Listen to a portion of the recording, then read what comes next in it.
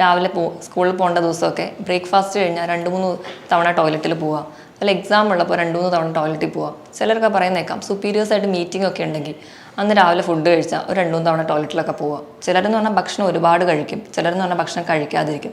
അങ്ങനെ സിംറ്റംസ് ഇങ്ങനെ നമ്മുടെ വയറിൻ്റെ സിംറ്റംസ് മാറുന്ന പോലെ തന്നെ സ്വഭാവത്തിലും അവർക്ക് മാറ്റങ്ങൾ കാണാം. ഹോമിയോപ്പതിയിൽ സ്ട്രെസ്സൊക്കെ കുറയ്ക്കാനും മെൻ്റൽ റിലീഫിനൊക്കെ വേണ്ടി ഫലപ്രദമായ ചികിത്സ ലഭ്യമാണ്.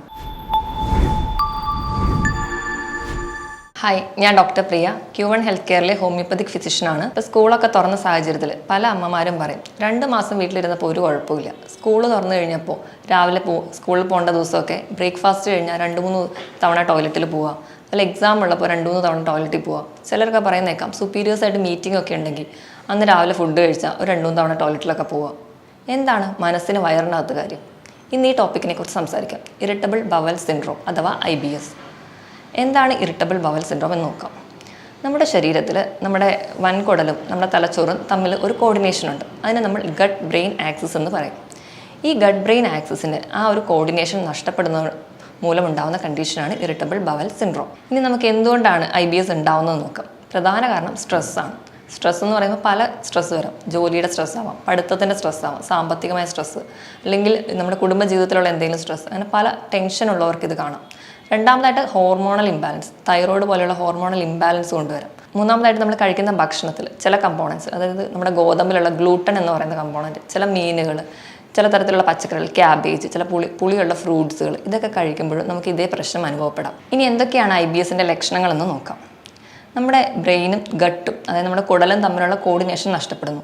അതുകൊണ്ട് ചിലപ്പോൾ നമുക്ക് ഗട്ടിൻ്റെ മൂവ്മെൻറ്റ് കൂടുതലായിട്ട് വരുമ്പോൾ നമ്മൾ ഒരുപാട് തവണ ടോയ്ലറ്റിൽ പോകുന്നു, ഡയറി ആയിട്ടൊക്കെ പ്രസൻറ്റ് ചെയ്യാം. ഇനി രണ്ടാമതായിട്ട് ചിലപ്പോൾ ആ മൂവ്മെൻറ്റ് കുറയും, അപ്പോൾ നമുക്ക് മലബന്ധമായിട്ടാണ് പ്രസൻറ്റ് ചെയ്യുക.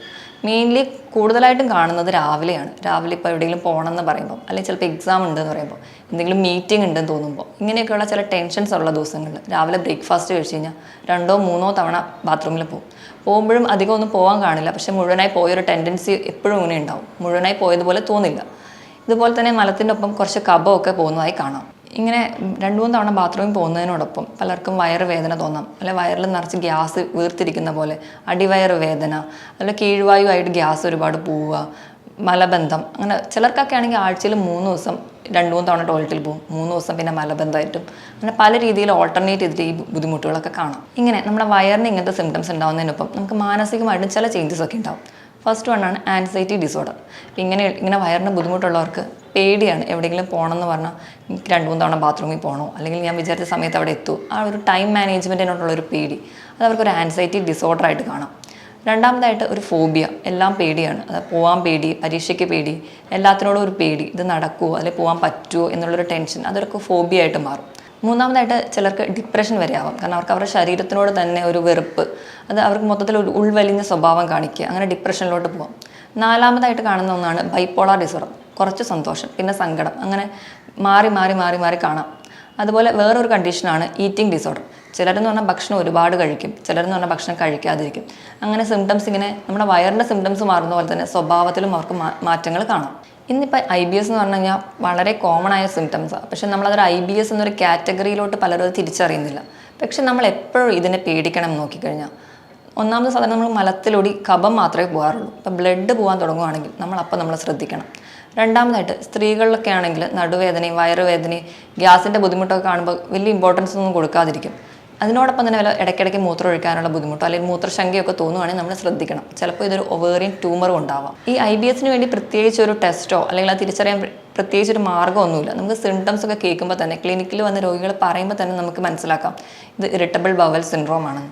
പിന്നെ നമുക്ക് മറ്റു രോഗങ്ങളല്ല എന്ന് ഉറപ്പുവരുത്താൻ വേണ്ടിയിട്ട് നമുക്ക് ബ്ലഡും മലവും ഒക്കെ ടെസ്റ്റ് ചെയ്യാൻ വേണ്ടി ചെയ്യാവുന്നതാണ്. ഇനി IBS തിരിച്ചറിയാൻ വേണ്ടി പ്രത്യേകിച്ച് ഒരു ബ്ലഡ് ടെസ്റ്റ് ഒന്നുമില്ല. നമ്മുടെ ക്ലിനിക്കിൽ ഒരു പേഷ്യൻ്റ് വന്ന് പറയുമ്പോൾ തന്നെ ലക്ഷണങ്ങൾ വെച്ച് തന്നെ നമുക്ക് തിരിച്ചറിയാം. പിന്നെ മറ്റു രോഗങ്ങളൊന്നും ഇല്ല എന്ന് ഉറപ്പുവരുത്താൻ വേണ്ടി നമുക്ക് ബ്ലഡും അതുപോലെ മലമൊക്കെ ടെസ്റ്റ് ചെയ്യാവുന്നതേ ഉള്ളൂ. ഇനി നമുക്ക് IBS എങ്ങനെ മാനേജ് ചെയ്യാമെന്ന് നോക്കാം. ആദ്യം തന്നെ നമ്മൾ എന്തൊക്കെ അവോയ്ഡ് ചെയ്യണം. നമ്മളൊരു ഫുഡ് ഡയറി ഉണ്ടാക്കുക. അതായത് നമ്മൾ നോട്ട് ചെയ്യുക എന്തെല്ലാം കഴിച്ചാലാണ് നമുക്ക് ബുദ്ധിമുട്ടുണ്ടാവുക. ചപ്പാത്തി കഴിച്ചിട്ടാണോ, ക്യാബേജ് കഴിച്ചിട്ടാണോ, അതായത് ചില മീൻ കഴിച്ചിട്ടാണോ, ചില ഷെൽ ഫിഷ് കഴിച്ചിട്ടാണോ, എന്ത് കഴിച്ചിട്ടാണ് എന്ന് കൃത്യമായി നോട്ട് ചെയ്ത് അത് നമ്മുടെ ഫുഡിൽ അവോയ്ഡ് ചെയ്യാൻ ശ്രമിക്കുക. അപ്പോൾ തന്നെ നമുക്ക് ഈ കണ്ടീഷൻ ഒരു പരിധി വരെ കൺട്രോൾ ചെയ്യാം. ഇത് രണ്ടാമതായിട്ട് നമുക്ക് ഫുഡിൽ ജങ്ക് ഫുഡ്സ്, അതുപോലെ തന്നെ soft drinks, processed food, hotel ഭക്ഷണങ്ങൾ, ഒരുപാട് സ്പൈസസ് അടങ്ങിയിട്ടുള്ള ഭക്ഷണങ്ങൾ ഇത് പൂർണ്ണമായും ഒഴിവാക്കുക. അതിന് പകരം കുറച്ചുകൂടെ ആരോഗ്യപരമായിട്ടുള്ള ഭക്ഷണ രീതിയിലൂടെ വരിക. ഫ്രൂട്ട്സും വെജിറ്റബിൾസും കുറച്ച് അധികം ഇൻക്ലൂഡ് ചെയ്യിക്കുക. ഇനി നമുക്ക് ഭക്ഷണം എങ്ങനെ കഴിക്കണം എന്ന് നോക്കാം. എപ്പോഴും കഴിക്കുന്ന ഭക്ഷണം പെട്ടെന്ന് ദഹിക്കുന്ന ഭക്ഷണങ്ങളായി കഴിക്കുക. തവിട് അടങ്ങിയ ഭക്ഷണങ്ങളൊക്കെ ചിലപ്പോൾ ദഹിക്കാൻ ബുദ്ധിമുട്ടായിരിക്കും. അതിന് പകരം വെള്ള അരി ഉപയോഗിക്കാം. അതുപോലെ വെജിറ്റബിൾസും ഫ്രൂട്ട്സൊക്കെ ആണെങ്കിൽ ജ്യൂസായിട്ട് കഴിക്കുക. വെജിറ്റബിൾസൊക്കെ ആണെങ്കിൽ സൂപ്പ് ഉണ്ടാക്കുക. അതുപോലെ നോൺ വെജ് കഴിക്കുമ്പോഴും സൂപ്പായിട്ട് കഴിക്കാൻ ശ്രദ്ധിക്കുക. ഇനിയിപ്പം നമ്മൾ പയറും കടലയൊക്കെ കഴിക്കുകയാണെങ്കിൽ അത് നല്ലപോലെ വേവിച്ചിട്ട് കടലയുടെയൊക്കെ തൊലി കളഞ്ഞിട്ട് വേണം കഴിക്കാൻ. അപ്പോൾ കുറച്ചുകൂടി ഈസി ആയിട്ട് നമുക്ക് ദഹിക്കാം. അതുപോലെ തന്നെ നമ്മുടെ പ്രൊബയോട്ടിക്സ് ഭക്ഷണത്തിൽ ഉൾപ്പെടുത്തുക. പ്രൊബയോട്ടിക്സ് എന്ന് പറഞ്ഞാൽ നമ്മൾ പുളിയില്ലാത്ത തൈരൊക്കെ ഭക്ഷണത്തിൽ ഉൾപ്പെടുത്തുന്നത് നല്ലതാണ്. അത് നമ്മുടെ വയറിൽ നമുക്ക് ആവശ്യമുള്ള ഗുണകരമായിട്ടുള്ള ബാക്ടീരിയ ഗ്രോത്തിനെ മെയിൻറ്റെയിൻ ചെയ്യാൻ പറ്റും. അതുവഴി നമ്മുടെ വയർ കുറച്ചുകൂടി ക്ലീൻ ആക്കി വെക്കാൻ പറ്റും. അതുപോലെ തന്നെയാണ് നമ്മുടെ വെളുത്തുള്ളി, മഞ്ഞളും ഇതൊക്കെ ആൻറ്റി ഓക്സിഡൻ്റ് ആണ്. അതുപോലെ തന്നെ ഇത് നല്ല ബാക്ടീരിയേൻ്റെ വളർച്ചയ്ക്ക് വേണ്ടി സഹായിക്കും. ഭക്ഷണത്തോടൊപ്പം തന്നെ വെള്ളത്തിന് നല്ല പ്രാധാന്യമുണ്ട്. കാരണം നമ്മൾ 2-3 തവണ ടോയ്ലറ്റിലൊക്കെ പോകുമ്പോൾ നമുക്ക് മിനറൽസും വാട്ടറും ഒക്കെ ശരീരത്തിൽ നിന്ന് ഒരുപാട് നഷ്ടപ്പെടുന്നു. അതുകൊണ്ട് 2 മുതൽ 3 ലിറ്റർ വരെ വെള്ളം സ്ഥിരമായിട്ട് കുടിക്കാൻ ശ്രദ്ധിക്കണം. എപ്പോഴും ഭക്ഷണം കൃത്യസമയത്ത് തന്നെ കഴിക്കുക. അങ്ങോട്ടോ ഇങ്ങോട്ടോ മാറിയല്ലാതെ ഒരു കൃത്യ ടൈം ടേബിൾ ഫോളോ ചെയ്ത് കൃത്യസമയത്ത് തന്നെ ഒരു ഭക്ഷണം കഴിക്കാൻ ശ്രദ്ധിക്കുക. പിന്നെ ടെൻഷനോ സ്ട്രെസ്സോ ഒക്കെ ഉള്ളവരാണെങ്കിൽ യോഗയും മെഡിറ്റേഷനും ഒക്കെ ചെയ്ത്, അതുപോലെ രാവിലെ ഒരു മോർണിംഗ് വാക്കിങ്ങിനൊക്കെ പോയി കുറച്ചുകൂടി മൈൻഡൊക്കെ ഫ്രീ ആക്കി കുറച്ചൊക്കെ സ്ട്രെസ്സ് കുറഞ്ഞ് ജീവിക്കാൻ വേണ്ടി നമ്മൾ ശ്രദ്ധിക്കണം. ഈ പറഞ്ഞ പോലെ ഇങ്ങനെ കൃത്യമായിട്ട് ഡയറ്റൊക്കെ ഫോളോ ചെയ്ത് നമ്മുടെ സ്ട്രെസ്സൊക്കെ കുറച്ച് നമുക്ക് ഒരു പരിധി വരെ നമുക്ക് ഈ കണ്ടീഷൻ കൺട്രോൾ ചെയ്യാം. ഇതോടൊപ്പം തന്നെ ഹോമിയോപ്പതിയിൽ സ്ട്രെസ്സൊക്കെ കുറയ്ക്കാനും മെൻ്റൽ റിലീഫിനൊക്കെ വേണ്ടി ഫലപ്രദമായ ചികിത്സ ലഭ്യമാണ്. മറ്റൊരു ഹെൽത്ത് ടോപ്പിക്കുമായിട്ട് വീണ്ടും കാണാം. Thank you.